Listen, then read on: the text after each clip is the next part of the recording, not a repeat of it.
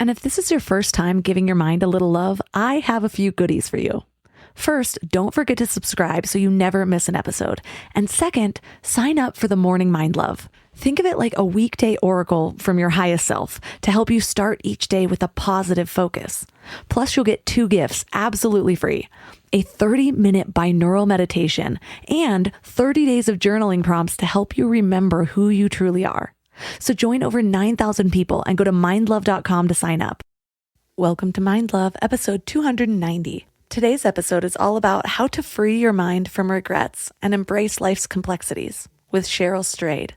I believe we are all born whole, and things happen to us, and we don't know always how to do the best things for ourselves. Sometimes we can't get the best things for ourselves because we don't have the power, we don't have the agency, we don't have the experience or the knowledge or the access or the resources or all those things. But within us, we do have courage and strength and that core sense of beauty and truth. And I think so much of our journeys, all through our lives, are finding our way back to that again and again. And it's not a journey we make once. Turn up your frequency with Mind Love. Bite-sized brain hacks for seekers, dreamers, and doers. It's time to give your mind a little love with your host, Melissa Monti.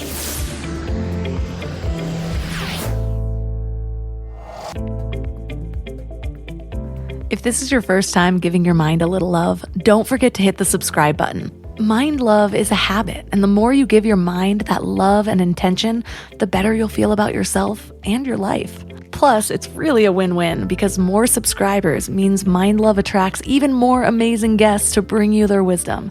So don't forget to subscribe. Do you ever feel regret or even shame about your past? Whether it's things that you've said or done or even previous versions of yourself? I know we've all heard no regrets, but have any of us actually lived life that way? Or is that advice more of a North Star or something to aspire to? A study from 2011 found that 90% of people have deep regrets about their lives, the most common being education, followed by career, romance, parenting, self, leisure, finance, and family, in that order. But the truth is, regardless of what it's about, regret is regret. It's about making choices that are ultimately in line with our values and the kind of person that we want to be. I used to think that my deepest regret was about the person that I was for a portion of my 20s. I wasn't a very good friend at times. I made bad decisions with lasting consequences. I damaged my body. But now, that regret, if I can even call it that, is more about the things that I believed about myself. I didn't believe I was worthy. I didn't see that I deserved more. I didn't see my real value. And because of that, I settled for people and things that were less than all that. I made decisions that didn't honor myself. I engaged in risky behaviors because I didn't place much value on my life. But if I zoom out and look at the big picture, I think all of those so-called mistakes were what helped me to develop the things that I was lacking, like my sense of value and worth. So can I really regret that time in my life? No. When I'm in the higher version of myself, I see it all from a higher perspective. I see how everything created the person that I am today. But if I'm honest, I still have my moments. I still think back on certain moments or periods of time and cringe a little bit, or sometimes a lot. But imagine your life is like a book, with each chapter representing a different period of your life. Some chapters are full of happy memories and good times, while others are filled with sadness, regret, or pain. But here's the thing. You can't skip ahead to the next chapter or rewrite the previous ones. You can only read and learn from the chapter that you're currently in. So if you focus too much on one particular chapter, maybe a chapter where you made a big mistake or faced some significant challenge, you might miss out on all of the other chapters and the valuable lessons that they hold. Instead of rereading the same chapter over and over again, hoping for a different outcome, try to just keep reading and see where the story takes you. Maybe you'll encounter a chapter where you found love and happiness again after a really tough breakup. Or maybe you'll find a chapter where you achieved something you never thought possible. Each chapter is a new opportunity to learn, grow, and discover something new about yourself. And even if a particular chapter is tough to read, remember that it's just one chapter in your story. You can't rewrite the past, but you can choose how you approach the present and the future. You can choose to learn from the past, let it go, and keep reading to see what happens next. And guess what? Without those chapters of ups and downs, the book wouldn't be nearly as beautifully faceted. And neither would you. So today we're learning how to embrace our mistakes and our complexities with a little more grace. And our guest is Cheryl Strayed. She's the author of the #1 New York Times bestseller, Wild, From Lost to Found on the Pacific Crest Trail, which has sold more than 4 million copies worldwide and was made into an Oscar-nominated major motion picture starring Reese Witherspoon.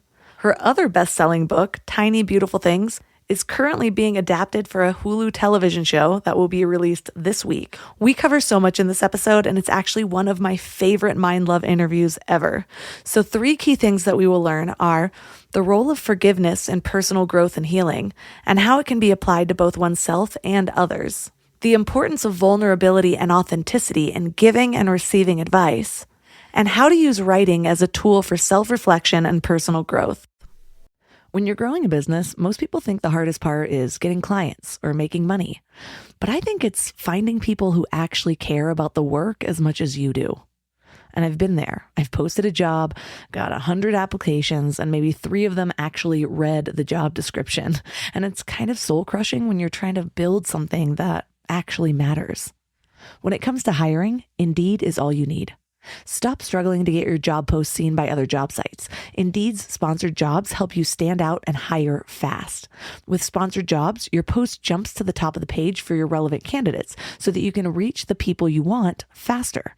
And it makes a huge difference. According to Indeed data, sponsored jobs posted directly on Indeed have 45% more applications than non-sponsored jobs.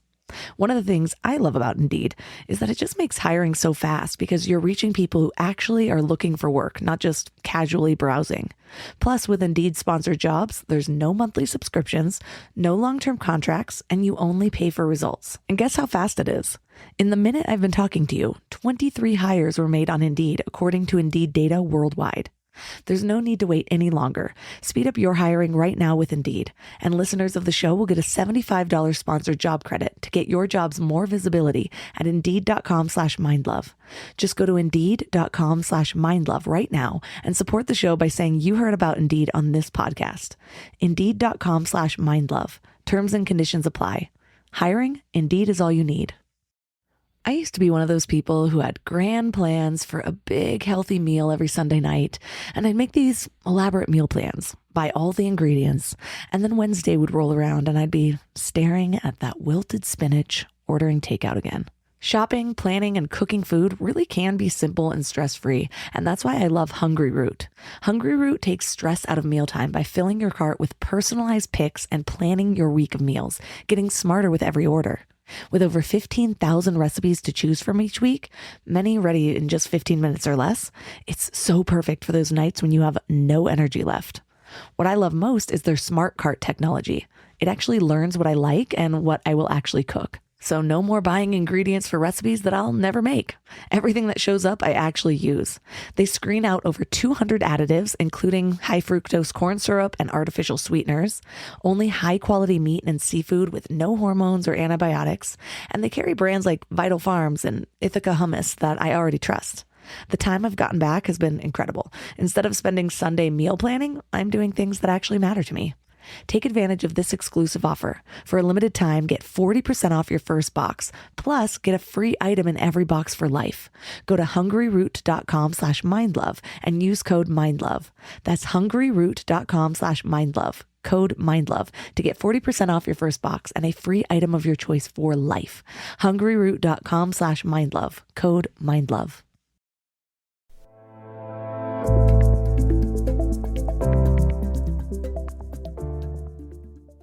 And now let's welcome Cheryl Strayed to the show. Thank you for having me, Melissa. It's wonderful to be here. I'm so excited to talk to you. Your book, I read your book Wild during COVID. Usually I'm like a nonfiction person. And I was just like, I've had too much. I need something to just escape. And your book was so perfect. So now I've been diving into all of your other titles, which is really awesome. But tell us. Wonderful. Thank you so much. And Wild is nonfiction. It's just not the kind of like, Yeah. it's memoir. So it's more novelesque, more, the story of a person and an adventure. So I know what you mean. You got to escape into my life. Yeah, it was fun. And my life at 27, at least. Yeah. I could relate to so much of that. Just my life before really going on an intentional path of growth, which also became more intentional the further I walked on it.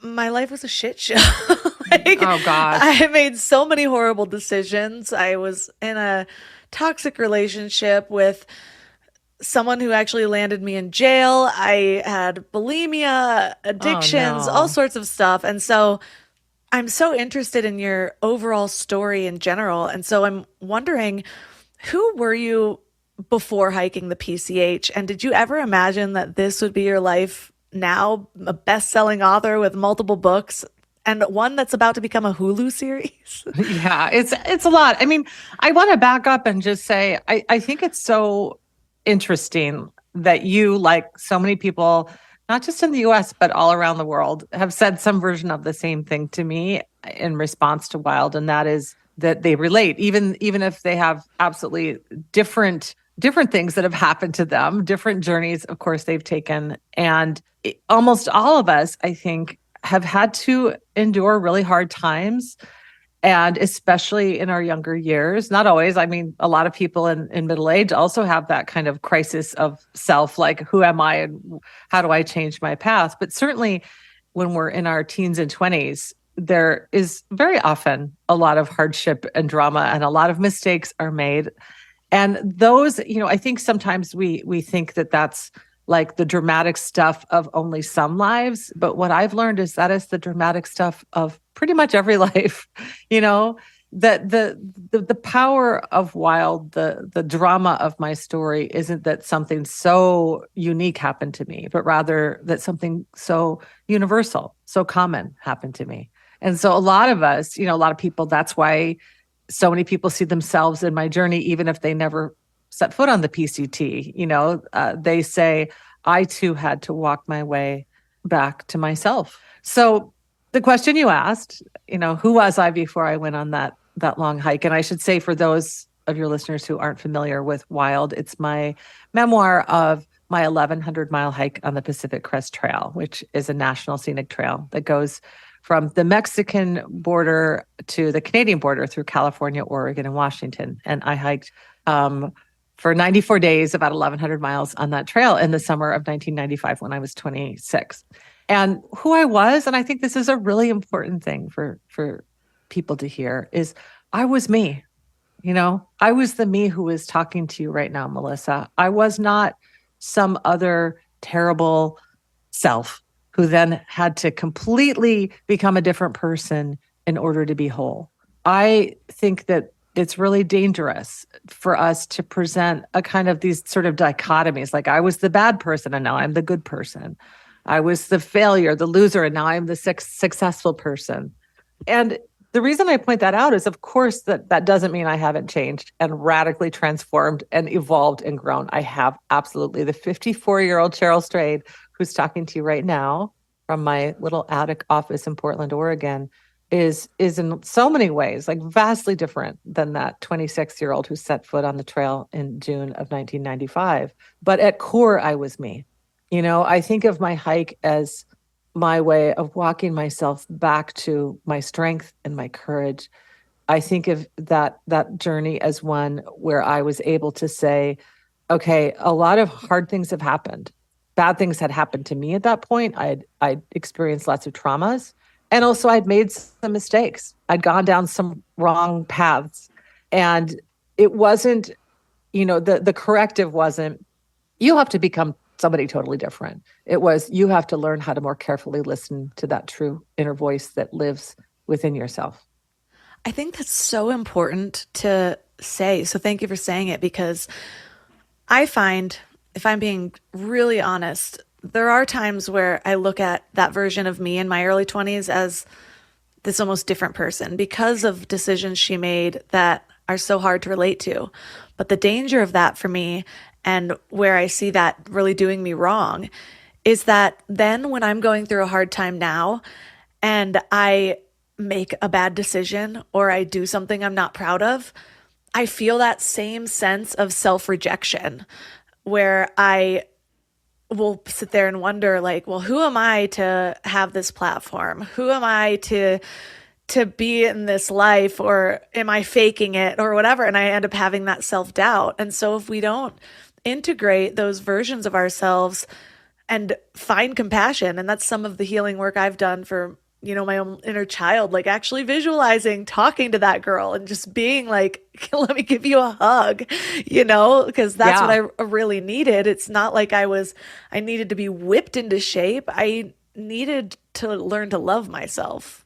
Yeah. And to love your complicated self, and I mean, there is something really, especially as a writer, I can tell you, I'm really familiar with this kind of narrative that we all find very comfortable, whether it be in storytelling or in real life, where we want to say, like, we're really into dichotomies. We're really into saying, like, well, you were this and now you're that. And it was black and then it was white, or it was white. And then, I mean, we like to stick to those extremes. And, I think it'd be really easy. And I know a lot of people make this mistake. They project this onto me. They say things like, well, you were, you set out on that hike and you were so messed up and you were using drugs and you were lost and you did all these things wrong.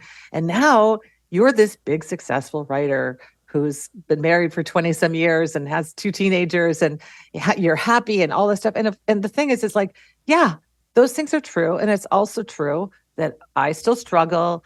I still make mistakes. My life is still, all messed up in all kinds of other ways. And that we are all always everything. So what I mean is, even back there, before I began hiking that trail, I was both broken and whole.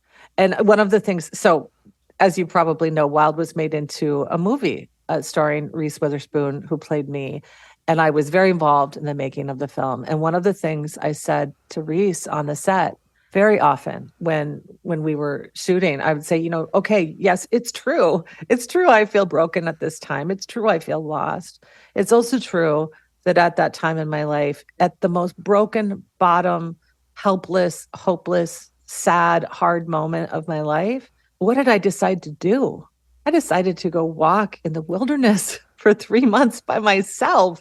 I mean, that's not broken, right? Like, that's a really big, whole, good decision. And I made that decision by myself. So, those two things can sit right alongside each other. I say this a lot in my work as Dear Sugar. And you mentioned Tiny Beautiful Things. It's the collection of my Dear Sugar columns. I'm always saying to people who seek advice from me that to reject this idea that we are all this or all that. We are all everything all at once. And so, to hold that, I think, can be a really healing thing. Melissa, like, you are such an example to so many people, right? So many people come to this podcast and they feel healed by it. They feel enlightened by it. And I'm sure a lot of people project onto you what they project onto me, like, no, she has it together. But I know the truth of your days and my days are way more complicated than that. And our job is never to be perfect. Our job is to continue to evolve and grow. And that inevitably includes great things, good decisions, and bad decisions, and not so great things.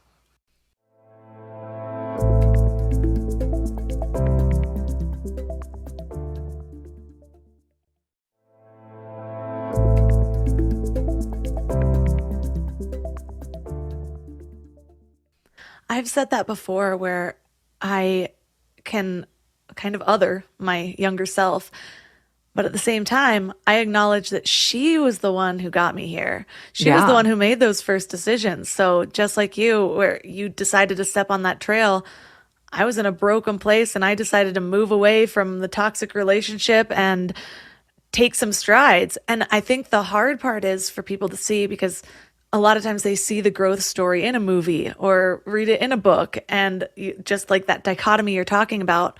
But for me, when I made the decision to move away, it wasn't just like, okay, this was my turning point and everything was up.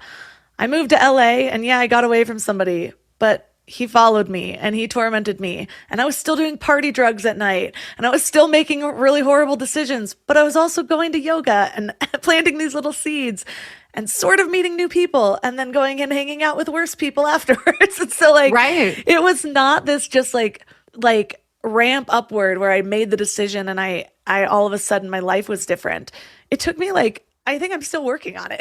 I think Of course you are. It took me almost a decade to really feel good about where I was, and not have little things I was ashamed of anymore. I think that's the biggest difference. I don't carry as much shame, but doesn't mean it doesn't pop up. I just choose not to carry it.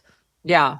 Yeah, exactly. I mean, I think all of us, we grew up steeped in, the fairy tale kind of being a very, a story that's in a lot of our bones. And there's that feeling of like, you go through struggle and then you meet the prince. And I don't mean this just for women, for men and women. Like you kind of, meet that destiny that is allegedly yours, and you live, as every fairy tale says, happily ever after. And that's just not the way life works. There is no happily ever after. There are joyous, glorious, amazing moments in our lives where we feel like, wow, I have changed. I have, these good decisions have added up to something powerful and significant. And I feel so content and happy right now.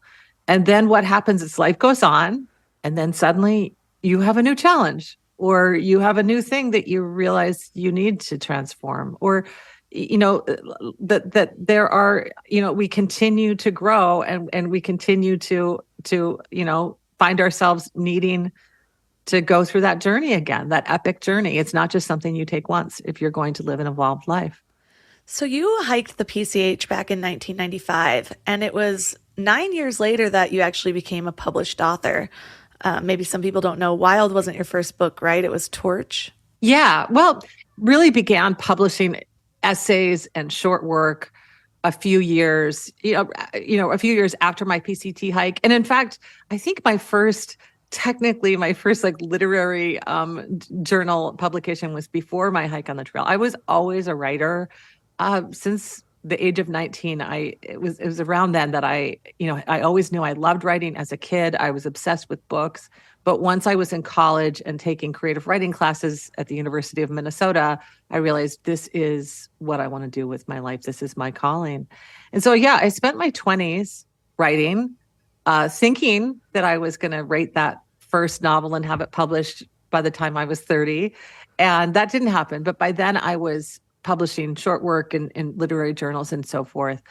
And my first book, you're right, it was Torch, which was published, in early 2006. And that was, so I guess that was, I'm not, how to do the math. I finished my hike in September of 95. And yes, about a decade later, there I was with my first novel, Torch, which had nothing to do with the Pacific Crest Trail. It wasn't about my hike. It was only after I published Torch and started to think, what next? What's my next book? By that time, I had two kids under the age of 2 when my first book, Torch, was published, which was a lot to become a mother at the same time that I was becoming, an author, to have my first book out in the world at the same time that I had a newborn and a not quite 2-year-old. But I thought, what next? And my husband had always said, Cheryl, your journey on the PCT is so interesting. You should write about it. And I was like, no. I don't really have anything to say about it other than like, this was a really interesting and an illuminating trip. And so I sort of went on that journey that you have to go on as a writer when you're trying to figure out what your material is. And that is, I just started writing about my hike because, and this is what I mean by when I said I have nothing to say about it, is that, I think a lot of people who aren't writers make the mistake of thinking, well, okay, if something dramatic or interesting happens to you, if you take a big trip, there's your material. But that's not really the case. Like, the job of the artist is always to illuminate the human condition. So even if you're telling a very personal story, like I did in Wild, it has to, in some ways, be speaking to the broader human experience. And so as a writer, I had to find my way into that story. I had to say, to spend a few months writing about my hike to see if I could do that thing where it's not just an interesting story about me, but an illuminating story about all of us. And what happened is I was writing the scene that's in both the film and the book about day one on my hike. Before I set foot on the trail, I was in this motel room in Mojave, California, and I had bought all this backpacking gear. I bought my backpack. I was all alone in this hotel room, essentially packing my pack for the very first time. And I had never gone backpacking before, which I don't recommend, but hey, I learned the hard way from experience. And there I was packing this pack full of things. And I found that there were so many things that it was so heavy that I couldn't lift the pack. And so really just writing this scene, which ends up being a kind of funny scene in the book and in the film, about how this novice backpacker has so much stuff in her pack that she can't even lift it. I literally could not even lift it an inch.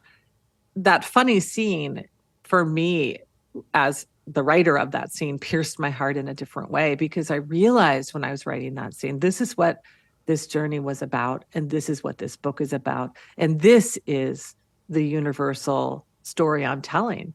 Because of course what happened is I had to lift that pack that I couldn't lift. I had to bear what I thought was unbearable. And when you tell a story about how we bear what's unbearable, you're not just telling a story about yourself. You're telling a story about all of us, because every one of us, everyone listening right now, has had to bear something they thought they couldn't bear. They had to keep walking even when they thought they couldn't, even when it hurt. They had to put one foot in front of the other. And so that in so many ways freed me to say, yeah, it's time to write this story. So that's when I wrote Wild. And you're right. It was, so I hiked in 95 and I wrote it in sort of 2009 and 2010. And then it didn't come out until March of 2012. So there was a delay. And a lot of people say, well, what took you so long to write that story? And I always say I wrote it as soon as it was ready to be written. Oh, I love that. And I found that I have to do that intentional processing, whether I'm writing it or whether it's a different form of self-reflection. Sometimes I'll go on long walks and I'll just speak to a transcriber. But a lot of times I think we go through life just living and we don't see our own stories in that way, in this way that we can sort of distill down to a lesson. And I think that's been the biggest change for me in how I process my life now, especially because I have a podcast. And so I'm always thinking about, what I'm going to share, what I'm not, or it might even just come out naturally in an episode. I'm like, well, yesterday this happened. And then all of a sudden I'm seeing it in a different way. And it stops just becoming this sequence of events. And it's like, well, why was that difficult for me? What did I see in that? Why did that trigger me? What did I learn afterwards? And then all of a sudden I see my own life in some totally different way. And I think we expect, like you said, that this big trip or this big thing that happens to us. And yeah, I've had some big things that happen to us, or that's happened to me. But is that what I'm talking about all the time anymore? It comes up, but a lot of my big life lessons are, the tantrum my toddler threw yesterday and how I dealt with that while dealing with emotions. And so we all have that capacity, no matter what happens in our life, to stop and just look at it in a different way, or ask, what's the lesson here? Or ask, how can I show up in a way that's more helpful? And then we become kind of merged with that universal truth, if that makes sense.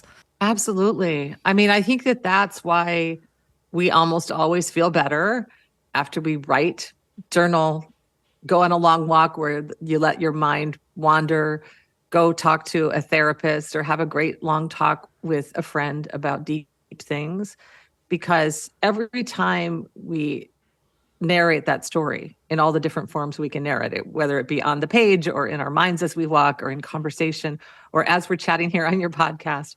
It's another way, it's another opportunity to examine it and to see it in new lights and to gain new perspective on it.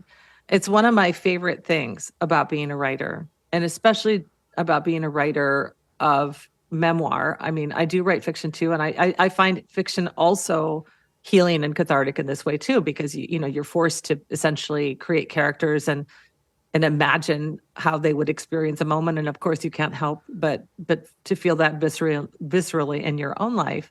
But in memoir, it really is your own life. You're saying, okay, here is I'm going to recreate from memory, or sometimes from my journals, this experience I had, this conversation I had with somebody who means a lot to me, or this time that I felt like I was lost and I had to find my way. And when you recreate that on the page, of course, you have to re-examine it. You're forced to maybe expand the assumptions that you had about it going in. And that's why I think it's so important to do things like take some time to be contemplative. Take some time to reflect on your life. Take some time to remember all of the versions of yourself that add up to the version that you're standing in today. I'm doing something really interesting right now. For years, I kept a journal from the age of 19 until my late 30s, when my kids I had little kids, and I was like, you know what, journal, I don't have time for you anymore. So I stopped journaling, which also coincided with things like social media and just other forms where I found myself just sadly not writing as much on the page. And anyway, so I have these journals from about 20 years of my life.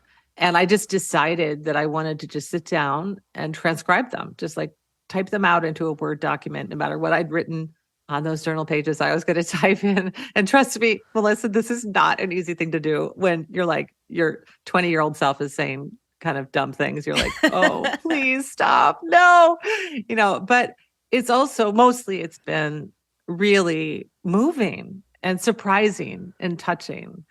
And because I get to see those glimmers of the woman I would become, I get to see the parts of myself that have changed and fallen away, that I'm no longer that version of me anymore. I get to see the growth right there on the page.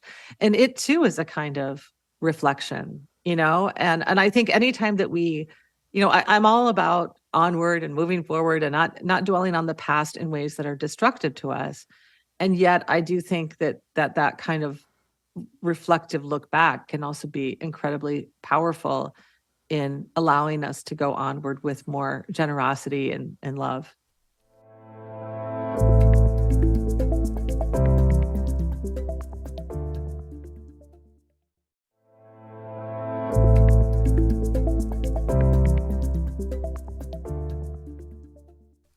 So back in it was the early 2000s sometime. I graduated high school in 2003. So I used to write back then more than I do now. I loved writing poetry. Like you said, less social media. There's less distractions in life in general.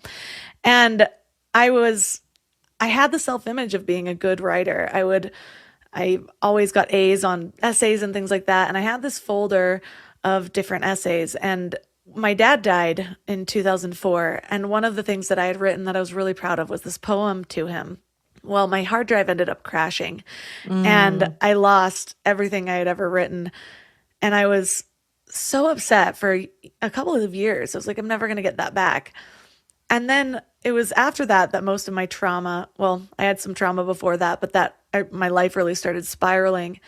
And my self-image changed during that time. And I think that's what a lot of my healing work was rebuilding a new self-image. And I think part of me forgot the self-image I had before that. And anyways, long story short, the other day, one of my guests sent me their book in a digital form on box.com, which I forgot was even a platform because Dropbox totally took over. And I was like, I think I remember this from college. And I logged in, and I think I only played with the platform for a month, but I had uploaded all of my favorite works there. And so my gosh, just last week I found all of like probably 15 different my favorite writings from school and then like 15 different poems, and they were all the ones that I was really proud of. And I was going through and it was kind of a trip because Yeah. they were really good, honestly. Like I was Wow. reading it and I was like, I can't believe I wrote this. It could make me cry, but I'm also very hormonal right now. That's so But beautiful. That is yeah. so beautiful. And so I was able to, it was just this like healing puzzle piece where I was able to click in like, okay, I know that it took so much work to get over this hump of my life, but look at all that you were before that. Look at the depth that you were before that. And you still had that. I was writing through my trauma, and like Yeah. I was still able to see it in this other way and kind of create this. And so just to your point of like really integrating all these different parts of ourselves and having compassion for these versions of ourselves, that was a big moment for me where I was able to see that I wasn't so broken. I felt broken and I had broken parts of me, but there was someone there and that person is still me. I'm still that version, and I just had growth to do, and that was the beginning of it, whether I went down further afterwards or not. Exactly. You always had that healing impulse. And this is something I believe with all of my heart. We all do. I believe we are all born whole, and things happen to us, and we don't know always how to do the best things for ourselves. Sometimes we can't get the best things for ourselves because we don't have the power, we don't have the agency, we don't have the experience or the knowledge or the access or the resources or all those things. But within us, we do have courage and strength and that core sense of beauty and truth. And I think so much of our journeys, all through our lives, are finding our way back to that again and again. And it's not a journey we make once. I can look back and tell you, all the different times of my life where I had to say, I need to get back there and find that strength and courage again, find that truth and beauty again.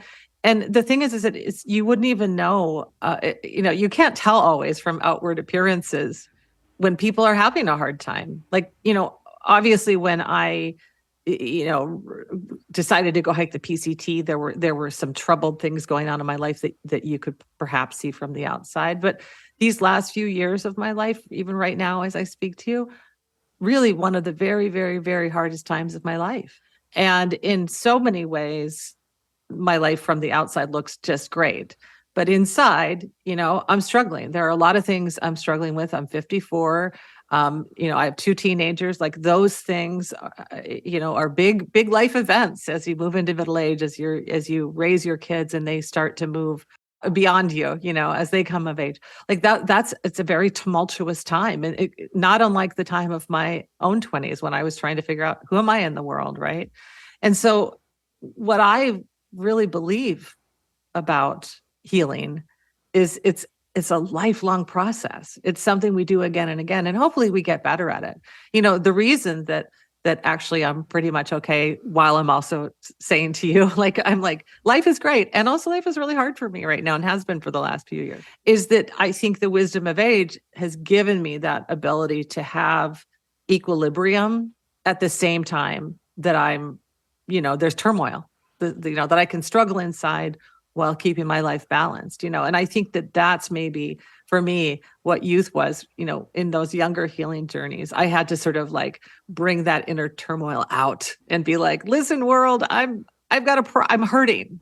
And now I don't have to do that as much. I can be a little more balanced as I go, well, I need to heal something. And I do think that that's, it's so important that we just remember that we're all, always we're walking that long, to use a wild metaphor, the trail is long and we never stop having to put one foot in front of the other, even when it hurts. And every once in a while we come to a spot where we're like, oh my goodness, I'm here at the mountaintop. Look at this beauty. And that's a glorious part of life too. For me, I think that comes back to having more evidence of my own survival. It's like back when I was younger, this big thing's happening and it felt like my world was over. it felt like my world was over in my first breakup in high Oh school. my gosh, yes. No, that's it. It's so I mean, I remember that too. And it's so hard to tell, like I said, I have two teens. It's so hard to say to them, like, this seems like it's absolutely devastating and life ending right now because that's how it feels, but it's not. And of course, you don't want to say that because it feels really kind of patronizing and invalidating. And yet it's also like, but it's true, And so, yeah, that is true. That is the beauty of age, isn't it? Definitely. I feel like for me, I kind of talked about that self-image part of that's what I lost in my 20s with all the trauma and the bad decisions.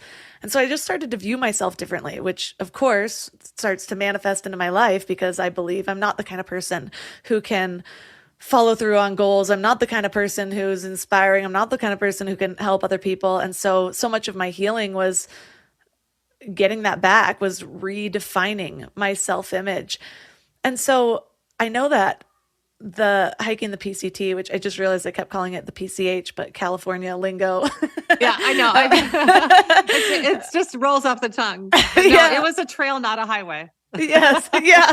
I'm like the PCT, which is funny because I actually live right by it. I live in Big Bear. And so, but anyways, I know that was you talked a lot about identity and self-image through that walk. From that time onward, was it just living life in a new way that started to rebuild a self-image, or did you have to bring a lot of intention to that? No, I think that there's something really powerful about doing things with your body. Like that hike, one of the things, of course, anyone who's read the book knows, I wasn't the fastest hiker. I wasn't the best hiker.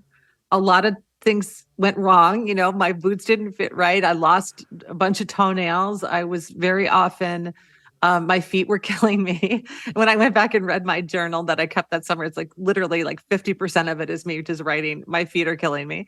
And yet I got there. I got where I wanted to go. I made the trip. And that was a really wonderful lesson for me that I felt like I learned. It became part of my wisdom that actually was embodied literally, like it was in my body. And the wisdom was this: you can do this. You can do this even if you're not perfect, even if you're not the best one, the fastest, whatever, you can do it.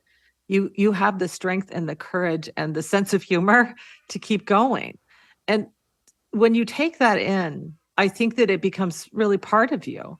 And it was a very kind of like humble lesson that I took from that journey. People always ask me like, well, what are the biggest lessons from your hike? And it was about the kind of surrender to the humble sturdiness of the self. It was accept that what's true is true and know that you can survive it, that you can endure it, and that you can keep walking through it. And those are things that are opposite from the kind of messages we often get from like adventure journeys, the kind of, I'm the king, I triumphed, I'm on the top of the mountain and I'm the best one. And that wasn't the message I took away. The message I took away was, I'm strong and I'm brave and I'm capable and I can do this. And of course that then translates into all kinds of things. I took that journey in large part because I was just, my life fell apart and ended in so many ways when my mother had died young of cancer at 45, a few years before my hike. I didn't know how I could live without my mother. I couldn't bear that incredible pain of living my life without her. And what the PCT journey taught me is I could. And I could, even though I would always miss my mom. It would always hurt me that I didn't have her in my life, but I could carry her with me in a new way. It gave me that power to think, yeah, you know what? It is hard to be a writer. I don't know what's going to happen to that book that I write. Will it ever get published? Will people read it? What will happen? It gave me the power to say, I don't know the answers to those questions, but I know the answer to this one, that I'm going to write because I'm a writer. And so it's, I could go on and on about the different ways that hike spilled over, but they were all about that very thing you're talking about. It very discreetly but powerfully changed the ideas I had about my own capacity to go onward with joy and strength. I'm reminded of a lesson I actually learned when I really committed to being an entrepreneur. A lot of courses went into that. I had to it's not just strategy. There's so much mindset stuff that goes into it. And one of the big ones that is one that I had to constantly remind myself, or different layers would bring it up again, was doing something from a place of need versus doing something from a place of being or inspiration. And so it's like writing, oh, I need to write this book and it has to make money and it has to, or otherwise I'm wasting time, versus I'm doing this because I'm a writer.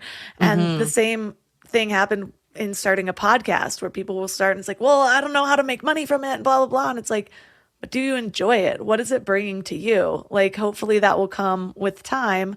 And you'll be able to see things in a different way because you're not constricted. You're not tense about what this thing needs to give back to you before you're focused on what you're giving out, what you're giving to the world. How you doing this is sort of an expression of self that needs to be leaned into. Absolutely. And I think that there's so much bound up in what you just said. My mind is I have so many things to say about this. So let me just say the first one is anyone, who's making a podcast or writing a book or making any kind of art, and maybe even going into any kind of business with it being because I'm going to make a bunch of money. First of all, they need better information, because most people who write books, I can tell you, don't ever make any money, let alone enough to live off of, right? So that doesn't mean, however, that some people don't. You don't know going in if you're going to be a person who does have a best-selling book and it becomes a way for you to make a living, or at least a little bit of money, or somebody who doesn't make any money at all. So you have to, your why am I writing this book, has to be connected to something else, something more realistic, which is because I want to, because I feel like I have something to say, because it's fun for me, because I feel called to do it. There are all these reasons to write books. And then the money part will either happen or not, right? You can't predict those things. And I remember after Wild was a big hit, and I had so many opportunities, right? It was do you want to be on this podcast? Do you want to give this talk? Do you want to travel to Australia? What do you want to do? And I got good advice from somebody who I can't remember who gave me this advice now, which is kind of funny because I've thought of it so many times since then. But the person said to me, just everything you do, always be able to very clearly answer the question, why are you doing it? And no answer is the wrong answer. So there are sometimes you say yes to something because you're going to make money from it. That this is an income earning prospect. And even though it's not the funnest thing, or that, it's because you need money to live and you're going to earn money doing it. Sometimes it's because you feel called, that you love to write, or this is, the passion of your heart. And when you can say, this is why I'm doing it, whether money comes or not, then becomes beside the point, right? Sometimes it's why did I say yes to this podcast to talk to you, Melissa? Because when I got your email, I went and listened to an episode of your podcast, and I thought, oh, she's a wise and lovely person who I would enjoy having a conversation with her, which is basically saying, because I felt like it. I felt like saying yes. So all of those answers we have to the reason to why are really important. And what I've found is it's very important to answer it for almost everything I do, because if we don't, we can get lost. We either feel resentful because we say yes to a bunch of things and you're like, why am I doing this? Or we feel we've put on sort of false hope. People are like, well, I'm going to write a book because I want to get rich. And it's well, do your homework, because most people who write books don't get rich or make podcasts. I bet, but you just, does that make sense that why am I doing it gives you such a clarity of purpose and intention? And I like how you differentiated both, because there are still times where it's you can't always do something just because you feel like some of those things are going to be this is a practical decision. Yeah. And this is a lot of money or know, and there'll still be times where maybe it's this is a lot of money, but it doesn't feel right, or it doesn't feel in alignment. So with every big decision, there's a moment of discernment where you have to be in touch with yourself enough to weigh those things. I'm curious, how do you approach your bigger goals? When you're I'm going to write another book, or I'm going to do this other big thing. What's your process? Do you break it down? Does it just kind of happen naturally for you? Well, it's hard. It never gets easier. And what's funny to me is all of my, my adult life up until my early 40s when Wild was published, I was always like, okay, my dream is to make enough money from my writing that I can be a writer full time. So I finally achieved that when Wild was published. Gosh, in March, it'll be 11 years since Wild came out. And then what's so funny is in this time, I have absolutely been a writer full time, but I've been taken in so many different directions, right? I've become a public speaker. I became a podcaster. I've written a film script, and I've written a TV show. We haven't talked yet about my book, Tiny Beautiful Things. It's my collection of Dear Sugar columns, which is now being made into a TV show for Hulu, coming out on April 7th. And I was a writer on the show and an executive producer on the show. And so all of these wonderful opportunities, things I've said yes to for reasons I can say why, they have swept me away from that original dream, which was that I'm writing one book after the other, like a steady little steam engine train that, pushes along the tracks. And I love that about life. I love the glorious detours, but it's also true that I'm like, okay, Cheryl, I've had a talking to myself over and over again recently, because it is time for me to write that next book. So how do I achieve this goal? And you'd think that I know the answer to that question because I've written 4 books, right? How do I do this? And what I've realized is like, every book you have to make a different kind of plan because you have a different kind of life. So what I mean by that is back when I wrote Torch, my first book, I didn't have kids. I was single. I didn't have any money. I was poor and had a student loan to pay off. And, I had to work all these different jobs to essentially pay the bills. And I had to somehow fit in writing around the edges. And so, the way I wrote Torch fit into my life at that time. By the time I wrote Wild, I had 2 kids, a baby and a toddler. When, I had to write Wild around the demands of motherhood, which, as you know, are mighty. And so much that I look back and I'm like, how did I write Wild? I have no idea how I did that while having those 2 little kids. Tiny Beautiful Things, I wrote under those same circumstances very quickly, sort of in the years right after I wrote Wild. The 2 books came out only 4 months apart, but I wrote Wild first and then Tiny Beautiful Things. And now here I am, 2 teenagers, but, which keep me busier than you would guess, but also a very big career that has all of these different tentacles that I didn't imagine, some of those things I just listed. So now in this new circumstance with these new challenges, how do I do it? And so I'm going to just have to answer that question. And I think in some weird way, this speaks to this thing we were talking about before, about how like, it's not like you just go on one healing journey early in your life and you're like, now I'm good. I'm healed. I'm whole. I'll never make a mistake again. I'll never struggle again. I think we're constantly in conversation with ourselves about, what is realistic for me in my work life with the goals I've set today, this month, this week, this year. So I'm trying to assess that and make a plan, is the long answer to your short question. I've realized that because it's funny, how other people will see you differently than you see yourself in this little bubble. So since I've had my first baby, I've gone up and down. Like, I feel like I didn't believe that I could do a whole lot last pregnancy. I wasn't feeling good. I watched a lot of Netflix. I laid around a lot. And it's funny because this pregnancy, I've been so productive and I don't feel any better. It's actually, I think it's been worse. Like I've thrown up a lot more. Nausea has lasted a lot, been in and out of the ER, like not being able to hold down food and water. But I've just been sort of powering through, and I credit that to actually having a baby. And so people have said things like, I don't know how you do it having kids and blah, blah, blah. I don't have any kids and I can't even do that. And I'm like, I couldn't either before I had kids. But there's something about having this little guy that, I've had the flu while I've had him and I want to just lay there so badly, but I have to get up and feed him and I have to get up and chase him across the room and play with him. And so it's again another moment where my self-image has changed because I'm like, oh, back then I used to just think I can't get up right now. Like you can't expect me to do things. Whereas now I'm like, I have to, so I will.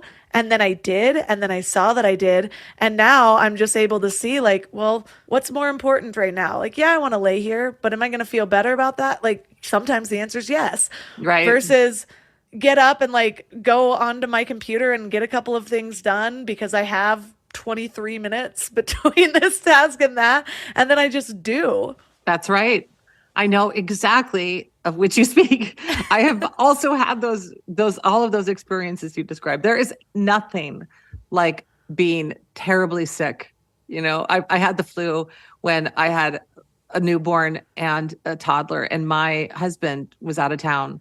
And it was just honestly like, I don't even understand how I can even function like with myself. Like I could hardly even get up and get myself a glass of water.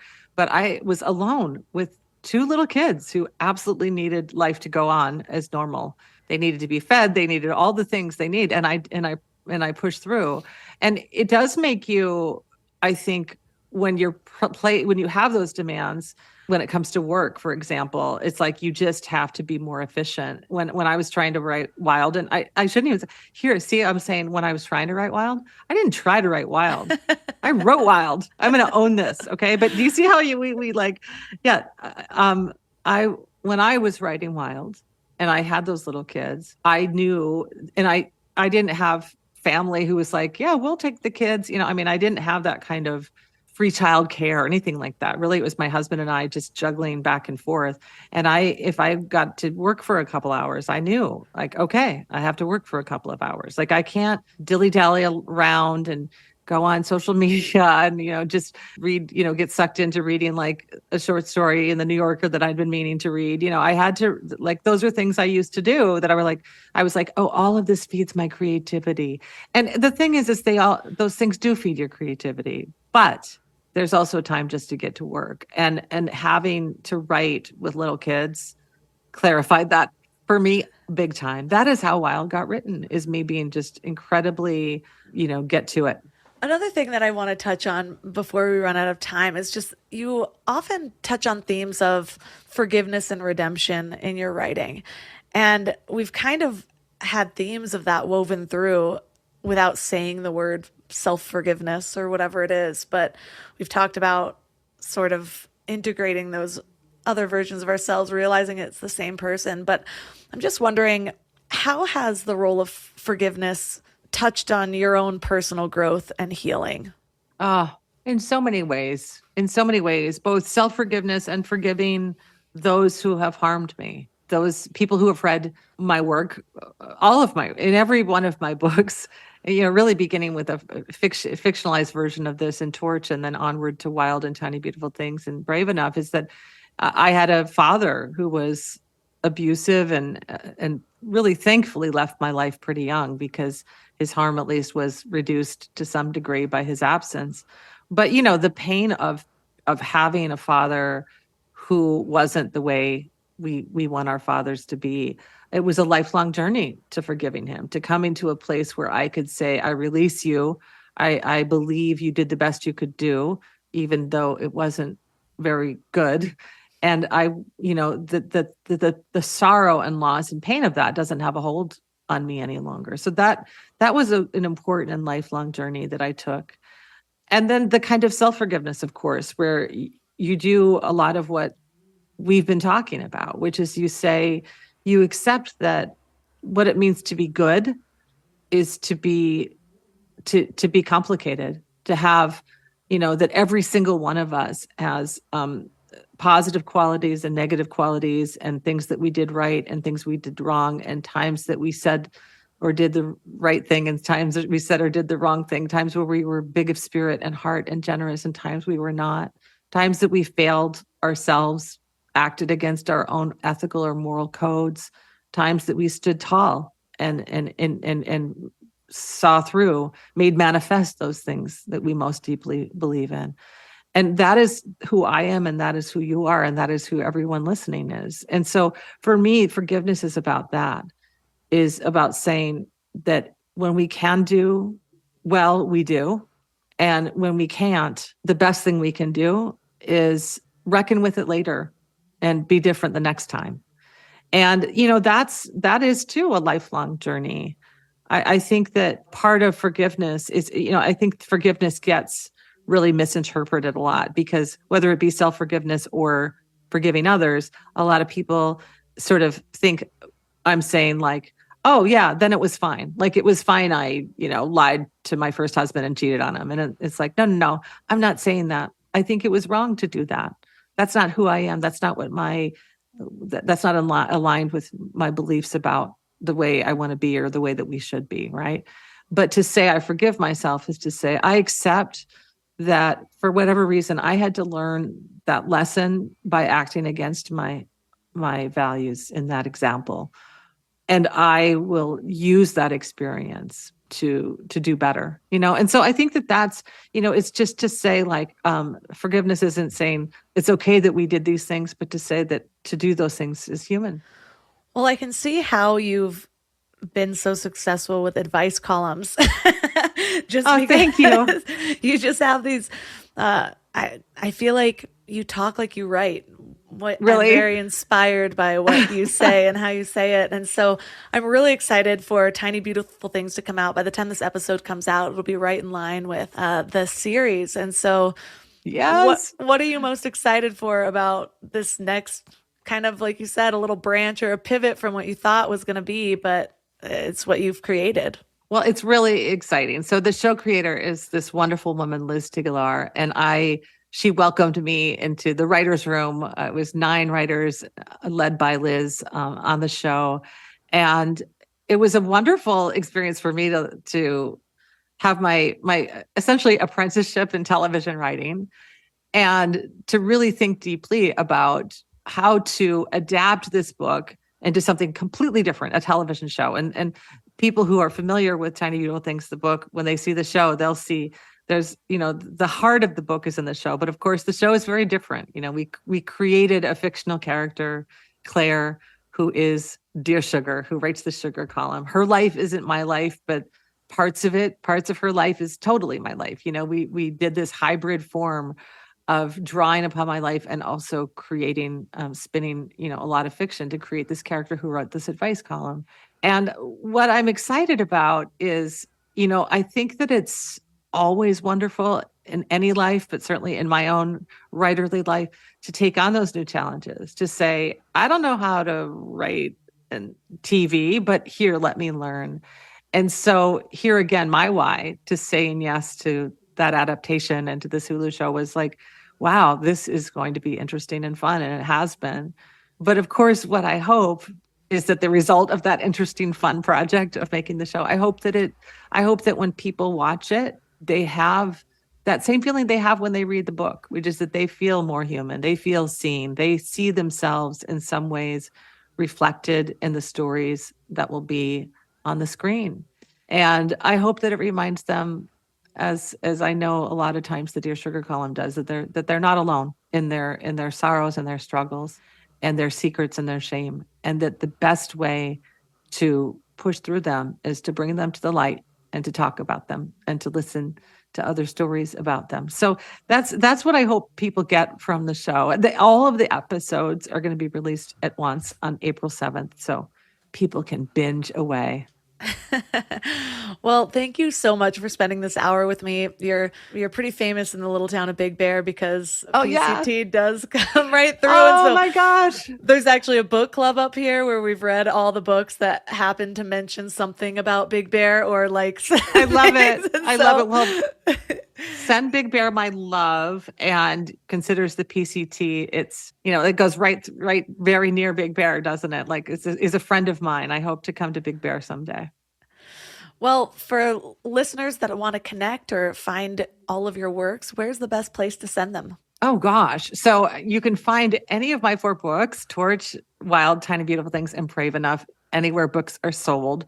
And one thing I do want to just give a little shout out, if you go to my website, CherylStrayed.com, if you ever want a signed copy of any one of my books, you can order them through the link on my website. It goes to my local indie bookstore, Broadway Books in Portland, Oregon, and they take orders and you can get your very own signed copy. And you can support an independent bookstore, which I love.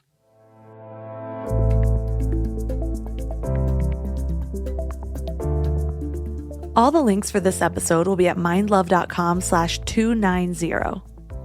Your challenge for this week is to reframe something from your past. This is actually an activity in one of the master classes in the Mind Love membership. And every time people do it, they always come back with, oh my gosh, I never saw it from that perspective. But the thing is, you always have that perspective right inside of you. So here's what you're going to do. Take something that often comes back as a regret. Whether it's some conversation you had, a way you treated somebody, some action that you took that semi-destroyed your life. If you're anything like me, it's that last one. And I want you to reframe it from the highest perspective, with the mindset that this is something that was for your better good. This is something that created who you are, or that opened up a different opportunity that you wouldn't have otherwise had. So say it was the one that got away. Was that person really meant for you? What were you able to do because that opportunity was lost? Who were you able to meet? Who did you end up with? Did you make some life-altering decision that left you scarred? What did that teach you? How did that point you in a new direction? I've talked about my tumultuous 20s, and this is the route that I go. Because yes, I made some big mistakes that had lasting consequences, things that I still have to deal with today. But guess what? I found myself in such a low place that the only way left to go was up. I had to learn things in order to survive. I had to change my mindset in order to find any sort of happiness. And all of those things created the person that I am today, which opened up the opportunities to have a show like Mind Love and to talk to best-selling authors and all of these people that inspire me every single day. I truly don't think I would be in this position if I wouldn't have made all of those so-called mistakes. And yes, we can come at this from a higher overview and give it a glimpse of our thought every now and then. But there's a magic that happens when you actually take the time to write it. I believe that's when it's fully processed. And it doesn't always need to be written, but you do need to give it the time and the space. So maybe it's just sitting in a meditation and really letting all of those thoughts play out rather than just allowing them to be fleeting thoughts that sometimes cross your mind. Because guess what else is a fleeting thought? All of those moments of regret. And sometimes those are a little less fleeting than the times that you decide to see it as, oh, everything happens for a reason and it was for my greater good. Really let it sink in. And let me know how it goes. Reach out to me on Instagram at mindlovemelissa. If you want to support the show, the best way to do that is by joining the Mind Love membership at mindlove.com/membership. We have such an amazing masterclass that was released this month, plus you get all of them from the previous months. I will tell you that a lot of the masterclasses within this are sold for hundreds of dollars. Some are modules taken from a course that I previously sold for hundreds of dollars. So the value within this membership is really, really high, and I think you're going to love it. mindlove.com/membership. You can also support one of my amazing sponsors at mindlove.com/sponsors. And if this episode touched you as much as it touched me, take a screenshot and share it on social media. Tag Mind Love Melissa and Mind Love Podcast. And that's all for today. So thanks for giving your mind a little love today, and I'll see you next week. Thanks for tuning into Your Higher Frequency with Mind Love. Head to mindlove.com for a free gift to keep your vibes up until next week.